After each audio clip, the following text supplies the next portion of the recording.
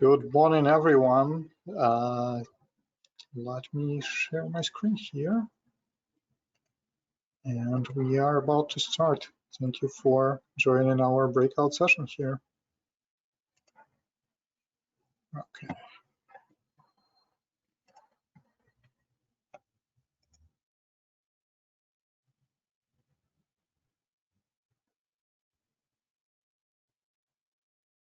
Hey guys, I'm helping with another session, but if you need anything, let me know. We sure will, thank you. Okay, and I may actually leave in just a minute, but I'll be available over phone and email. Okay, awesome. That's security. Sounds good.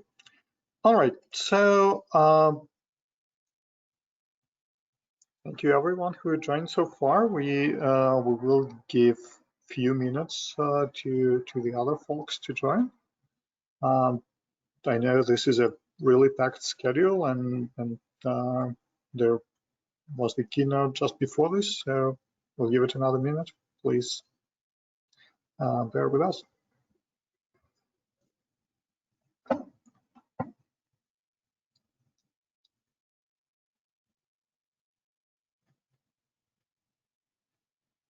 Okay.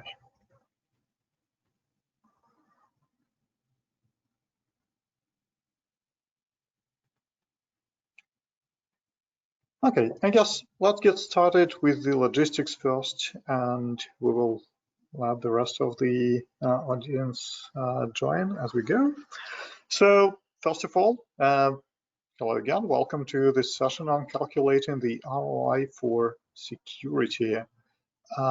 My name is Ilia Sotnikov. I am VP of Product Management at Netwrix. We are a global software company helping companies all over the world to make their data more secure, identify sensitive data, and make sure it is not misused. We are really happy to be able to sponsor this security summit by Triad of North Carolina chapter of ISSA. So big thank you to the organizers, to Evelyn and the team. Couple things about the session. It is being recorded, so you should be able to access this. After the fact, I will share the slides with the organizers, so hopefully you will be able to download that as well if you need to. There are a few links in the slide notes that you may find useful, hopefully. And then last thing that the organizers asked me to remind everyone that you are, by attending this, you are automatically put into the prize draw, and keep an eye on your email. I'm being told that probably tomorrow you can expect the results of the prize drawing, so you may be the lucky winner of the Amazon gift cards. This is cool. And then finally, I really hope everyone is staying safe and healthy, and I do really hope that next year we will be doing the same thing in person. Unfortunately, today we have to do it over the web, so you know, we lose some of the interaction, unfortunately. There is a questions pane. Please feel free to send your questions if you have any as we speak. And with that, I think we are good to start. All right, let's go. So what is ROI? Ironically, when you do a Google search, you get a lot of images like this. And I didn't know this or didn't think about this before, but if you are reading this in French, that would be pronounced as roi, and that would stand for a king. But we are not talking about the French royalty today. We are talking about the business terms. And return on investment, or ROI, is one of the tools, one of the tools that are very useful to compare and prioritize various investments. And it is very simple. It does have its limitation like any model, but what it gives you is this ability to compare different projects and kind of understand which of them is potentially giving you better returns.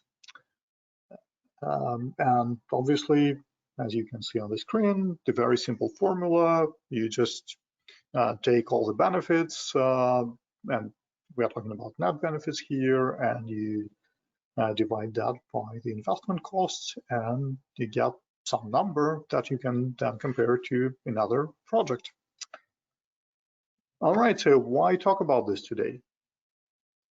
One of the things that you cannot ignore is data breaches, ransomware, cyber attacks. All of that is now happening and kind of covering all of the news. And someone is actually taking the effort to calculate the number of records impacted by all of the published and shared data breaches, and the number is just huge. The number of records impacted only by the disclosed data breaches published in single month of June 2020 is well above 7 billion records.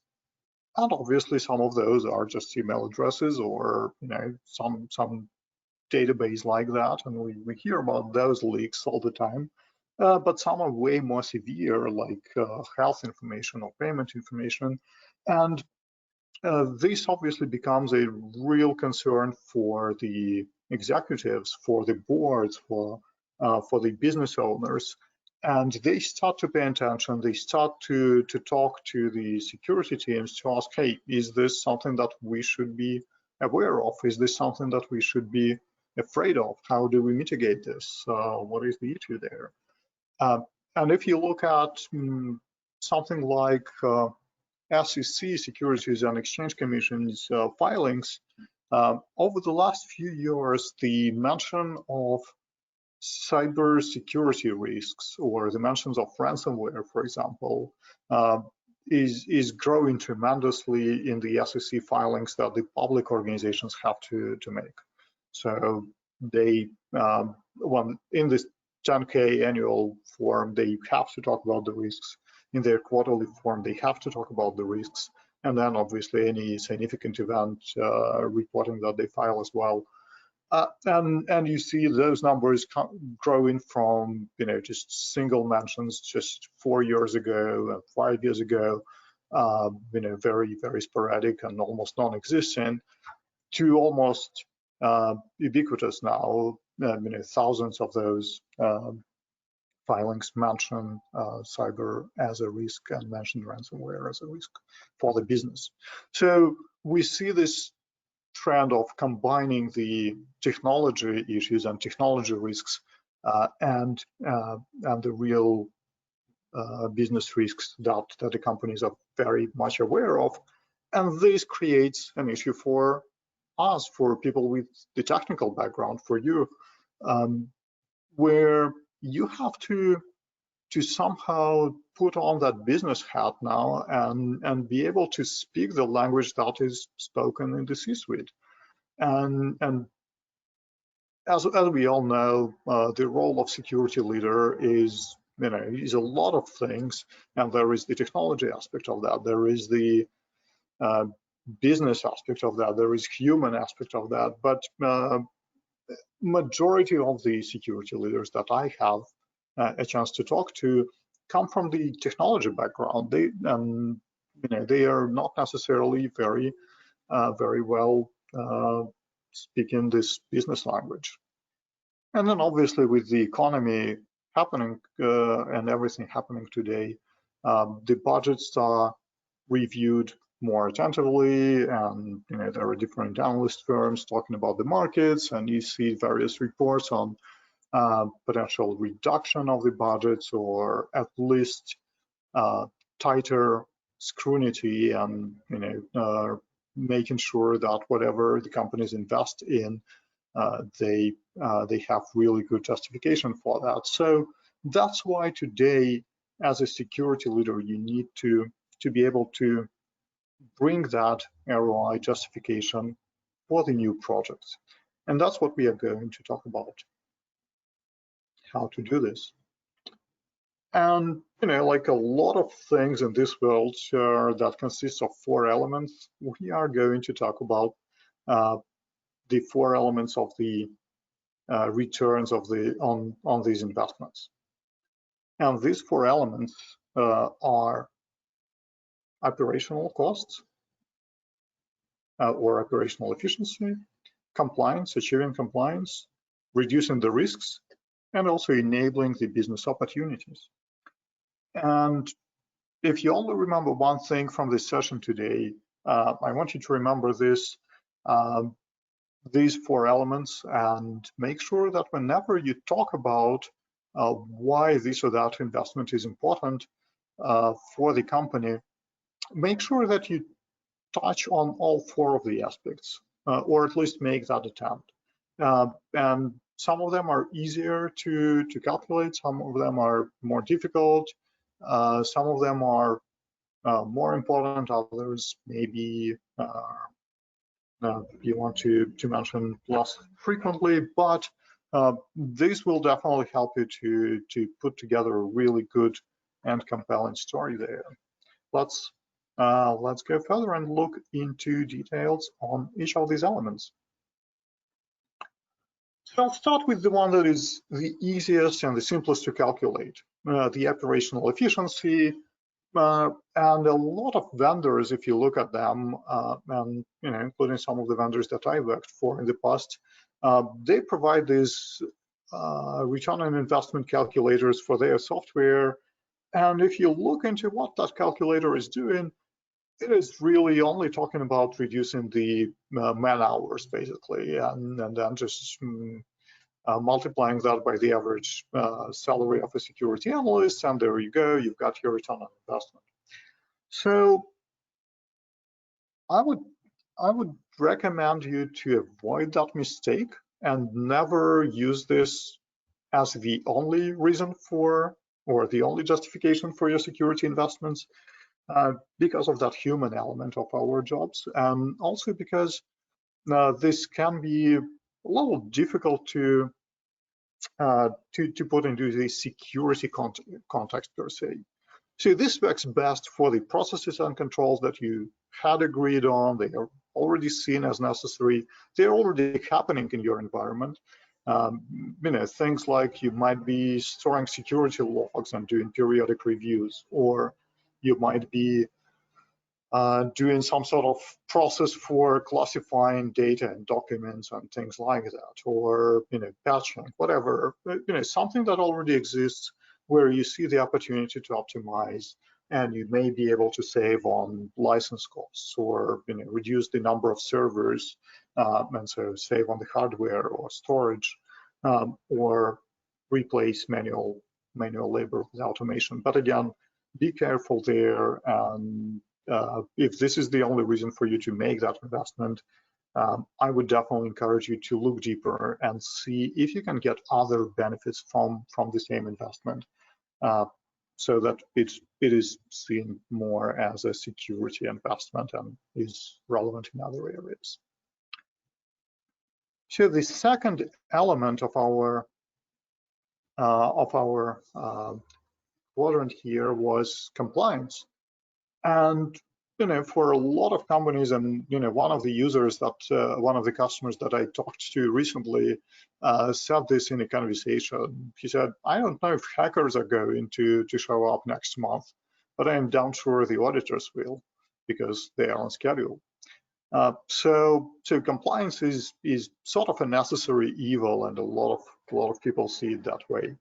And we had another customer roundtable just recently, and we asked our users, what do you think? What is the relations between security and compliance and things like that?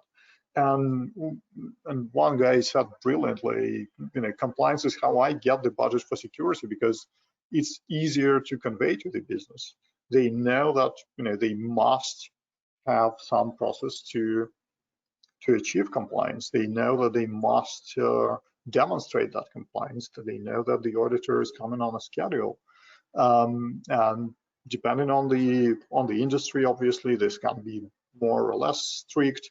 There are things that are going to be more broadly applicable to everyone with the new privacy regulations. So we'll see how that works. But here, definitely encourage you to use this. Make sure that you talk to your business leaders and make sure they understand which compliance regulations you have to adhere to. Agree on what are the must-have processes there. But then also use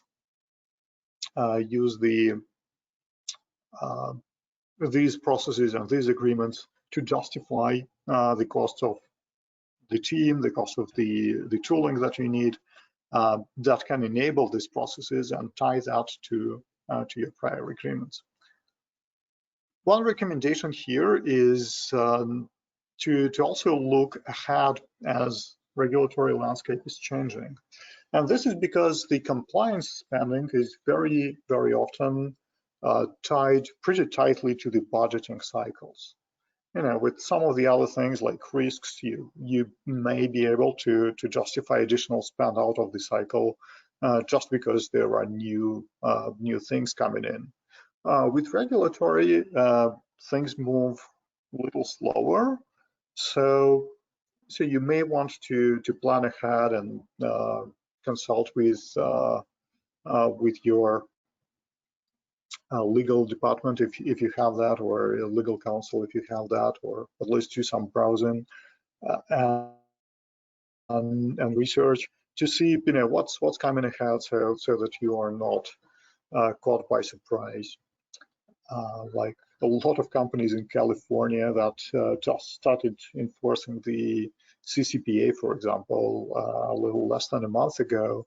A lot of companies, if you look at the surveys, are just saying, well, we are just starting to plan our way to comply with that, and that's definitely too late. All right, so let's get going further. So the next quadrant here is about risk reduction, and the next benefit. And this should probably be the center of your ROI. The difficulty here is, how can you measure it? When we do everything right, nothing happens, right? That's the difficulty of security budgets. When everything is working well, the executive team does not hear about security. The only time they hear about us is when something is going badly and there is a flaw or an issue. So what I would encourage you to do here is to try and not reinvent the wheel. There are a lot of practices for risk management, and even outside of cybersecurity. And your company most likely is already doing some risk management. Depending on the industry, again, depending on the size of the organization, this can be, I don't know, if you are in banking or insurance, you may actually have the entire floor of people calculating those risks for other reasons and for other needs.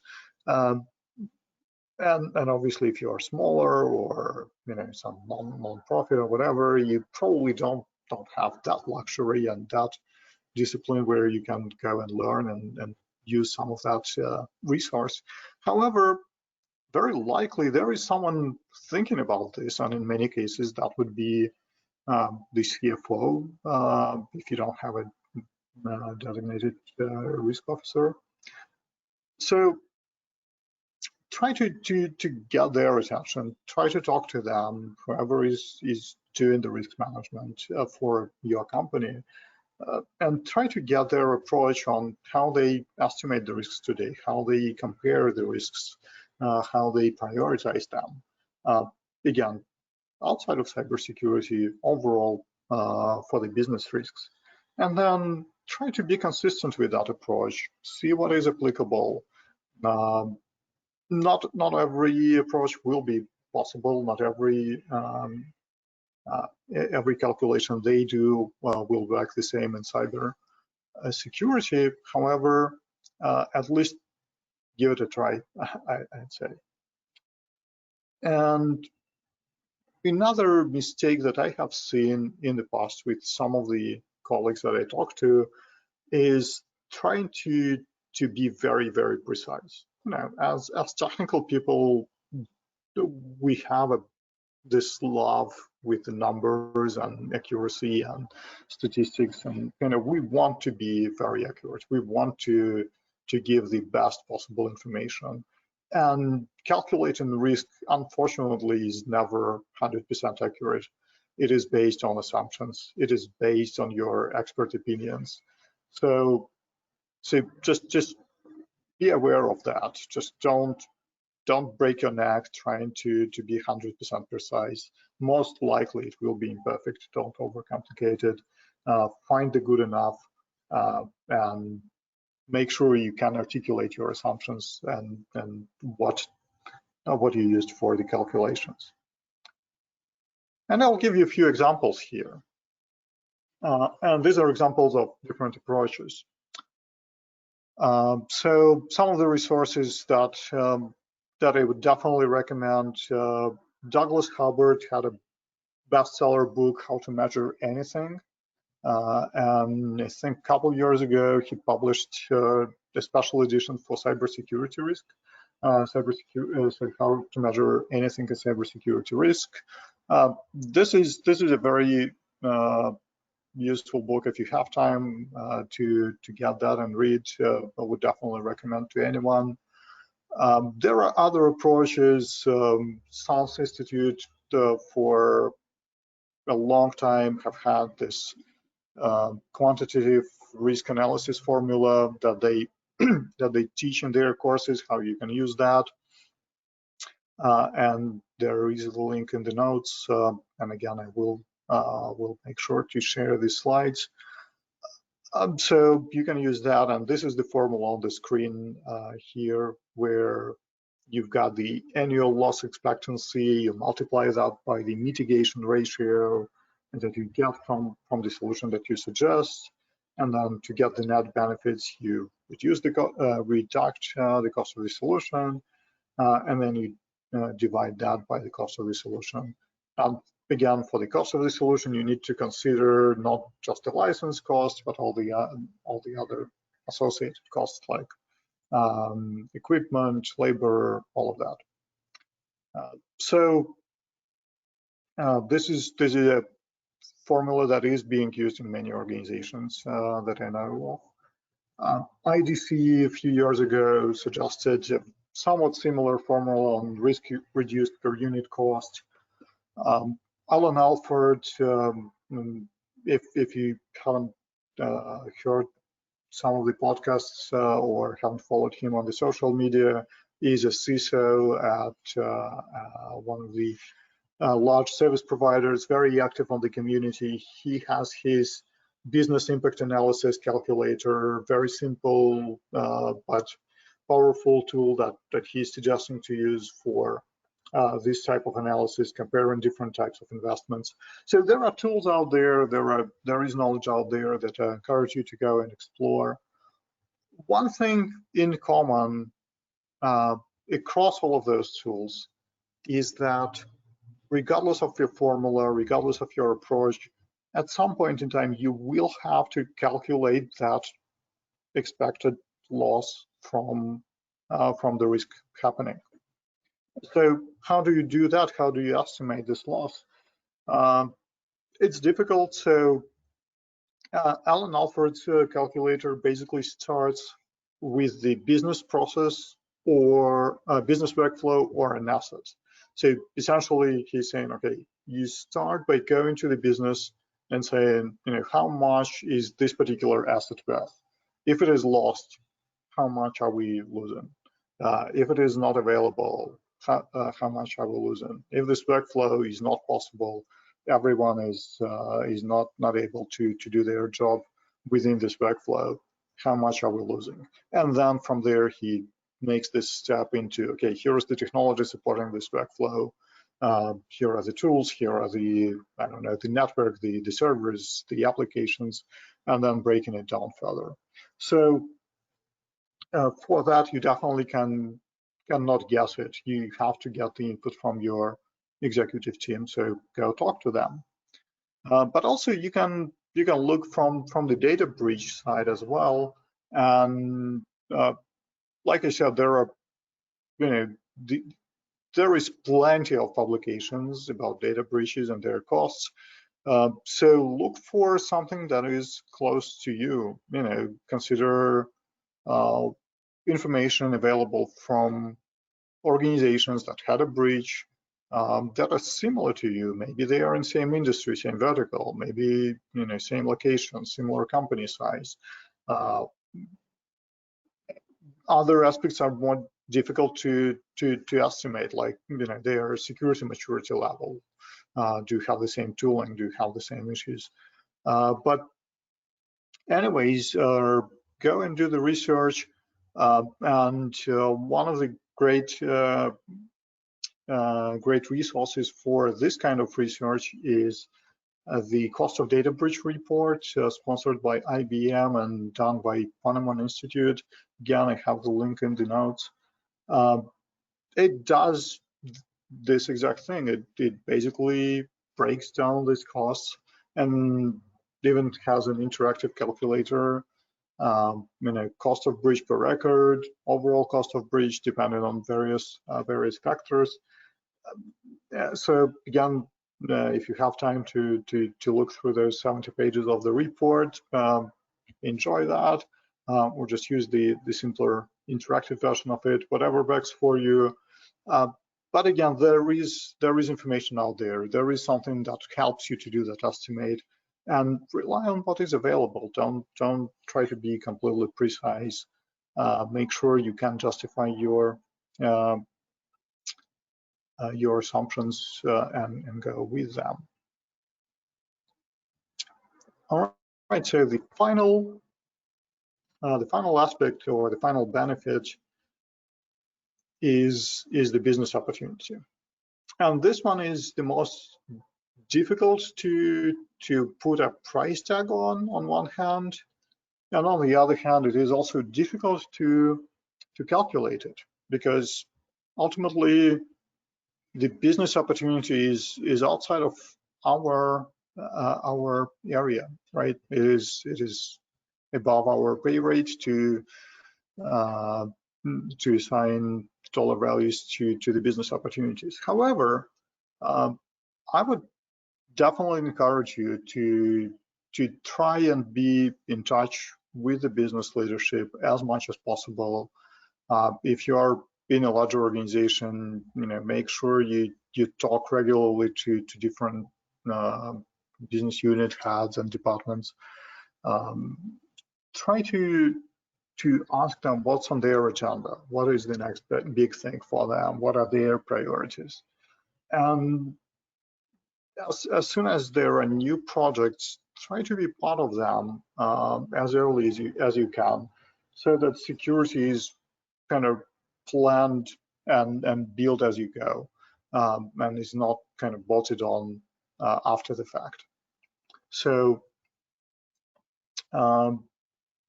so that when this project is happening, there is no question whether to invest in a certain security technology or not, because the security technology should be part of the entire project plan from the get-go. If you can do that, and that requires a lot of communication skills and a lot of conversations there, but if you can get there, that would definitely be the best way to justify your investments, because they will be clearly part of something that the business cares about. And that's what you want to show, that you care about what they care about. You don't necessarily need to assign the dollar value to this. So like I said, focus on the risk, focus on the compliance aspect of that. But whenever you have a chance, definitely align your investments to the business projects, definitely reference the opportunities in your budget justification, and then let the business kind of drive the evaluation there, and putting the dollar value on top of that. All right. So how are we doing on time? We're good. So the key takeaways here really are, like I said, don't forget about the 4 types of the benefits. Whenever you are asked to justify the security investment, you may want to focus on compliance and risk because they are the core of what we do.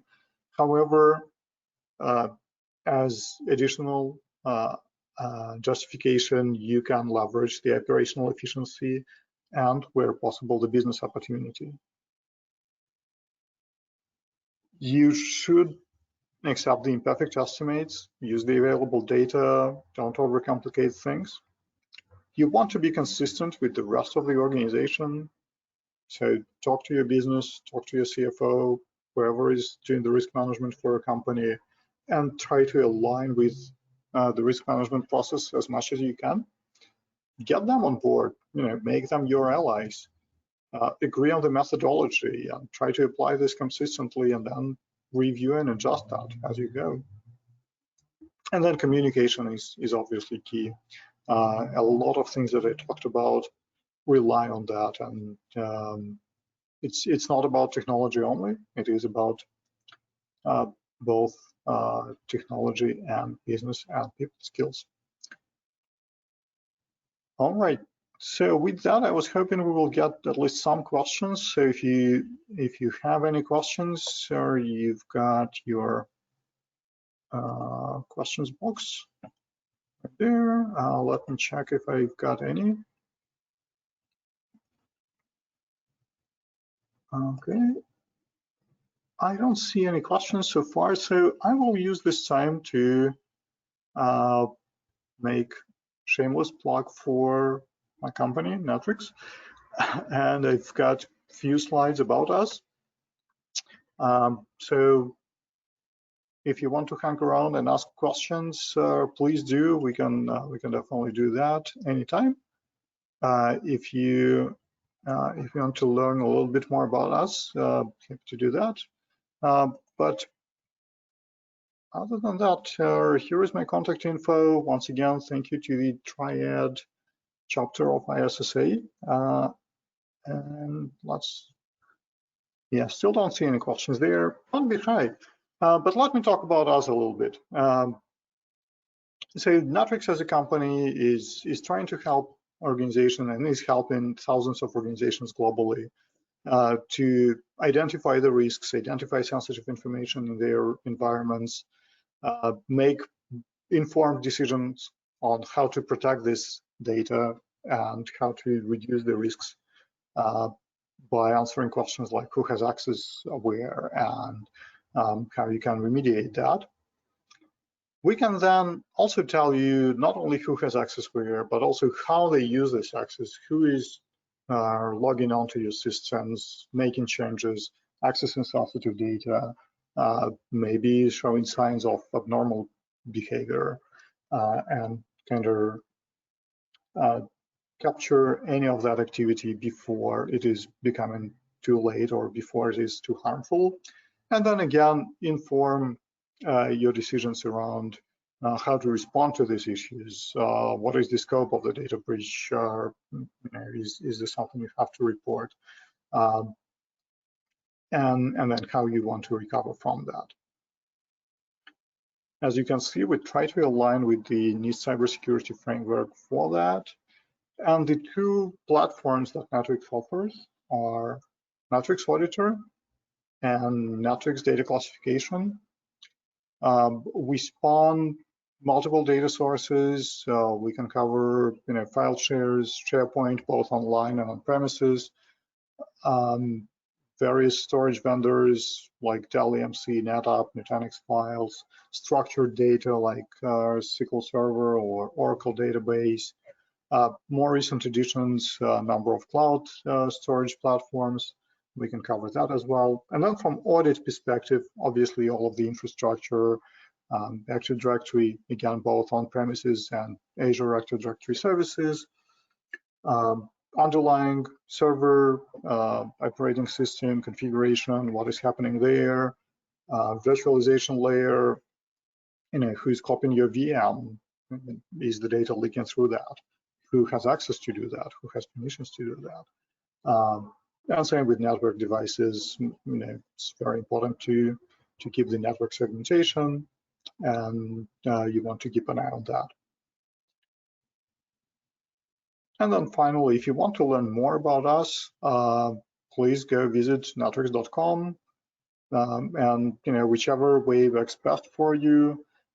Definitely take a look at the in-browser demo, go through the use cases, see what's applicable to you, what is valuable for you. Feel free to use that. If you want to play with the product yourself, you can do that as well. You can just download the free trial and set up your own test environment. If you don't have time for that, or you want to have more information, schedule a one-to-one personal demo. All right, so I've got a question here. Thanks, Josh. What can you do around data discovery across Nutanix? That's a good question. So from data discovery aspect, it's really pretty much agnostic to the storage platform, as long as we can access the file share through the SMB protocol, whether it is a Windows box or something else. It is pretty much transparent for Netwrix data classification product. Of course, we have tested specifically with Nutanix. It gives you all the same functionality as Netwrix data classification for Windows file shares. So hopefully that answers your question.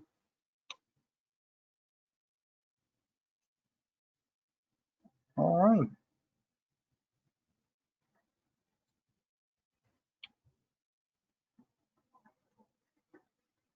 Okay.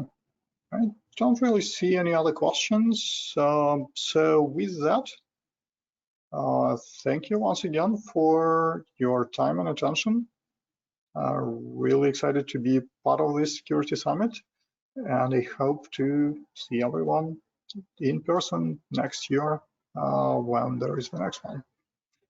With that, enjoy the rest of your day. Hope you learned something in this presentation, and like I said, the recording and the slides should be available to you later. Thanks all. Bye.